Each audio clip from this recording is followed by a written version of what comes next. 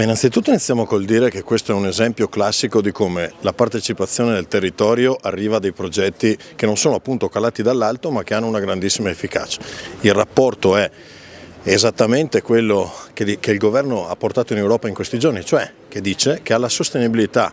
ambientale vanno aggiunte la sostenibilità sociale e la sostenibilità economica, perché non c'è futuro e gli agricoltori ce lo stanno facendo capire anche in questi giorni con le loro proteste, non c'è futuro se l'Europa continua ad essere percepita come una matrigna e non solo come quello che in realtà dovrebbe essere. E quindi questo esempio di come dal basso possono crescere patti volontari, non obbligatori, ma che mettono la sostenibilità ambientale ed economica al centro dell'azione, rappresentano esattamente quello che l'Europa dovrebbe fare ogni volta che legifera di agricoltura, cioè non tenere conto solo dell'ideologia ma anche dell'economia. E parlando appunto di agricoltura, qual è adesso la priorità in cima alla sua lista? Insomma, le priorità sono tantissime, tra l'altro abbiamo lavorato fortissimo noi sia sui crediti di carbonio, che sono parte, anche se ancora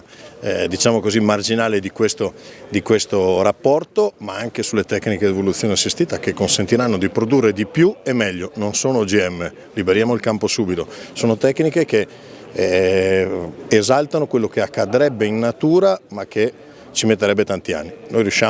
l'abbiamo disciplinato in Italia, abbiamo quasi convinto l'Europa della bontà dell'operazione, pensiamo di chiuderlo prima del termine della scadenza di questo mandato europeo, perché questo sì veramente è uno sguardo al futuro con una grande attenzione sulla tradizione.